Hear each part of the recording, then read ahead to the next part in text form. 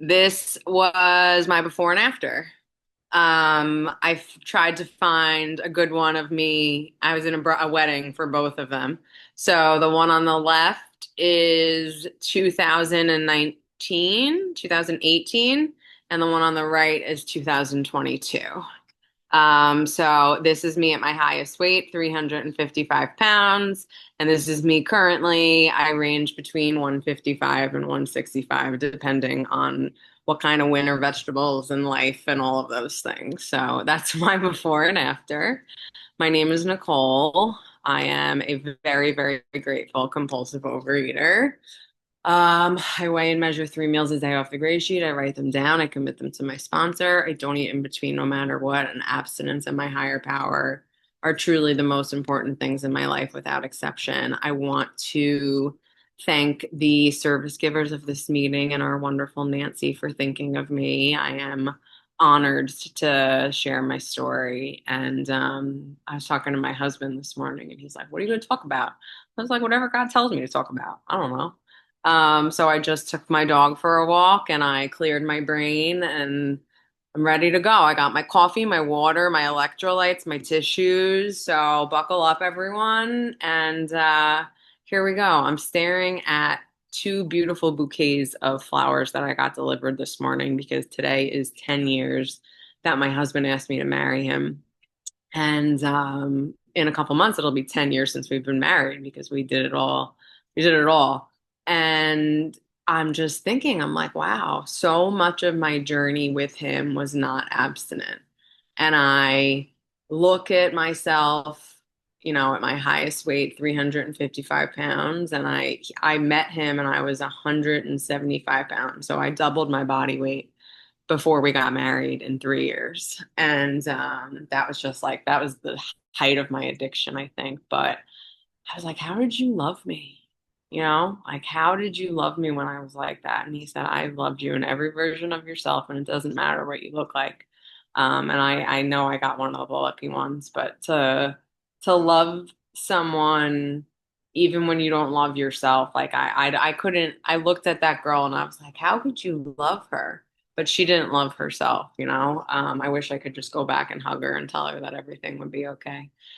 But I wish I could go back to that little girl, that little chubby girl who couldn't fit into her baseball uniform or her dance outfit, or whose sister was always so skinny. And I talked to my sister about this now, and we both have just such warped perceptions of weight and beauty and nutrition. And it's funny because our mom has worked for Weight Watchers since I am 3 years old and I am 36 years old. So I grew up, food was very black and white. It was good and bad. There was no, moderate. There was moderate. I didn't have moderation. I feel like I came out of the womb compulsive and have just been addict behavior my whole life. I didn't know it until I was 21, but my dad was an alcoholic most of my life. He got sober when I was 21 and kind of introduced me to program. I had no knowledge of 12 step or anything like that. And he sat us down at the kitchen table and he said, I'm going to rehab because I want to walk you both down the aisle sober. And he did. He walked us both down the aisle sober. And I'm really just so thankful for a program at his memorial meeting after he passed. I said to everyone, like, the person that you know and love is not the same person I grew up with. And I feel very strongly the same way about my food addiction. The person that my family was subject to for the first 28 years of my life before I found OA is not the same person that I have been for the past 2016. I joined program. Wow, 10 years. Holy moly. 2017 actually, so another year. Crazy. Wow. Okay. So my sister was always very thin. I was very overweight. I didn't know the off button. She had a drawer in our house that was like designated for her that you couldn't eat from, but it was not just me. Like my parents couldn't eat from it either, and it had all the good stuff in it. And when I tried to like I'm manipulative too. So I remember eating out of the garbage for the first time. I remember hiding wrappers in tissues so that people wouldn't see them in the garbage pail. And then when I got old enough and I could go to the store and buy what was in her drawer to replace it and like eat it on the way home to make it look like no one had touched it, I knew all the games. And I thought that no one knew what was going on, but by the looks of me, obviously everyone knew what was going on. I yo-yoed my entire life. I did all the diets. They sent me to fat camp for 2 summers. I did Jenny Craig. I did Atkins. I did anything and everything. Weight Watchers a million times because I got free membership because my mom worked for them. And she wore a name tag that says like, "Hi, my name's so and so. I lost 30 pounds in 1992." And I was like, I lost 30 pounds and gained it last month. Like I was a professional weight yo-yoer. I went to law school. I had done a really stupid diet. I lost 110 pounds in like 9 months. So I was not the healthiest. I met my husband right after that. I was at my one of the lowest points emotionally, but I was the fittest I had ever been. And I looked the best I had ever been, and I never got attention like that from men before. But like I said, we both found each other at like our most broken and our most addicted. I have 5.5 years. He has 7 years in a different program. So we have found God and recovery and all of those beautiful things together, which is such a blessing. But food for me was the controllable. It was the thing that I could focus and control on in a world where things seemed so out of control. So I grew up in an addict household, but didn't know that my dad was an addict. So obviously the dynamic between my parents was very off.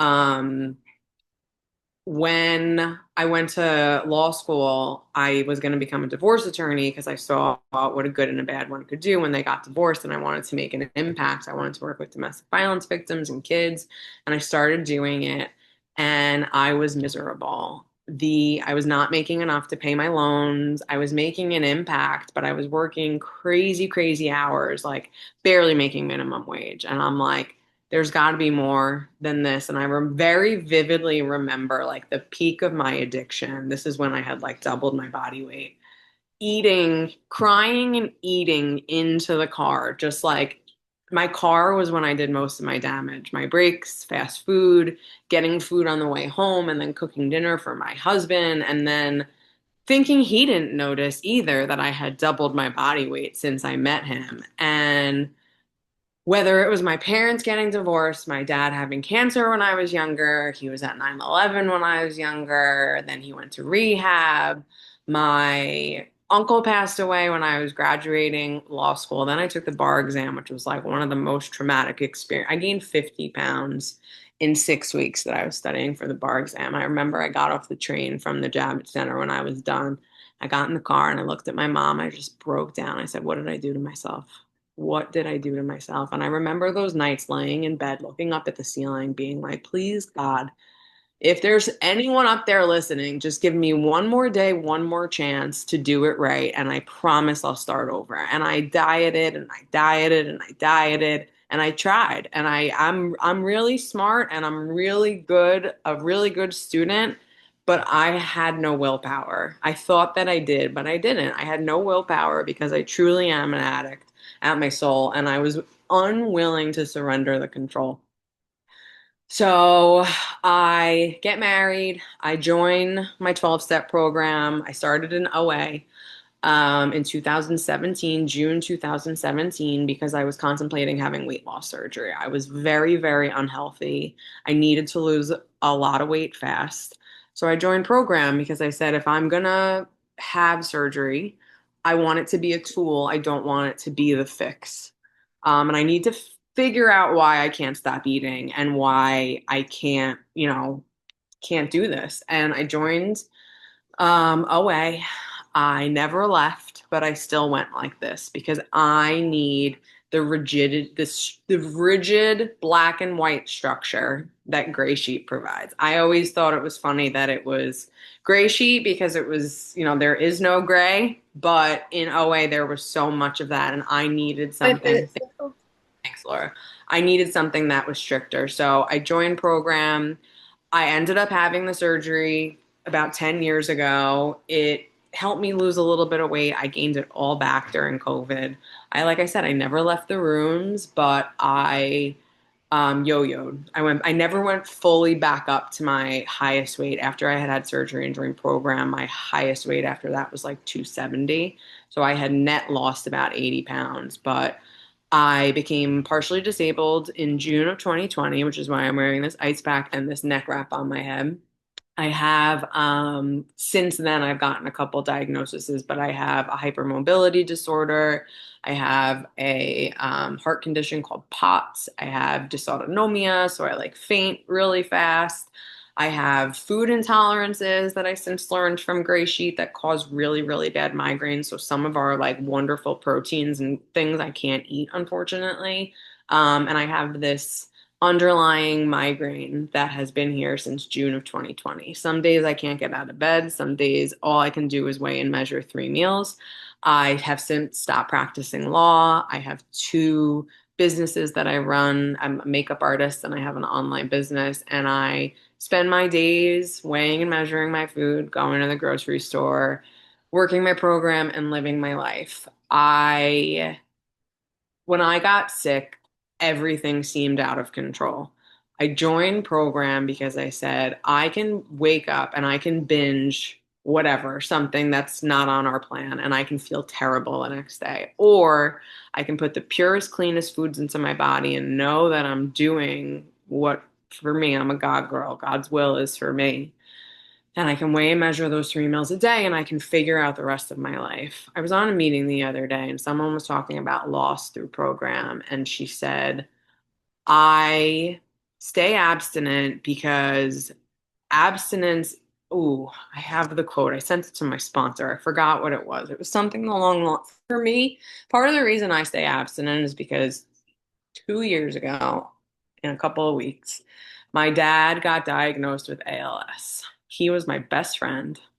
I'm the oldest daughter. He was divorced, so I was the one. I did everything. I was his caregiver.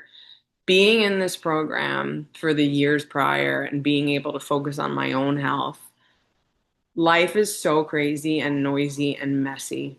The food does not help. For me, it makes it crazier and noisier and messier, and I can't think clearly when I'm in it. So I always heard my life is in one hand, my food is in the other, and they never meet. And for me, they never meet. He passed very fast, 3 months, and I there was a refrigerator in his hospice room, and 2 days before he died, we put him in the facility because he was already on hospice, but we couldn't manage it at home anymore. And he was like pointing to the refrigerator, making sure that I had the ability to put my like pointing to my lunchbox and pointing to the refrigerator. And when I was taking care of him, he made sure I had abstinent food. We had our 12-step meetings in the backyard, and I weighed and measured my lunch about 30 minutes after he died. And my whole family made me sit down and they said, this is exactly what he would want you to do, but you need to eat your lunch. So I sat there, I ate my lunch, and I continued to do it. And why I continue to stay abstinent, part of it is to carry on his legacy because he was like the AA king. 1 minute. Part of it is because I know that he would want me to live a happy and beautiful life. And to me, the only way that I can live a happy and beautiful life is abstinently. I have reflected very recently too on the fact that I still am an addict. I still have so many issues with control that exert themselves in over productivity, over scheduling, just trying to compensate for fear that I'm not enough because I'm disabled or that I'm not doing all of the things that I was meant to do. And I realized that every day above ground, this is what he used to tell me, every day above ground is a good day to have an attitude of gratitude. And even if it's just three beautiful weighted measured meals, that's all I need. So thank you all for letting me share. I would love to hear why you stay abstinent, and I hope you all have a beautiful, blessed day wherever you are.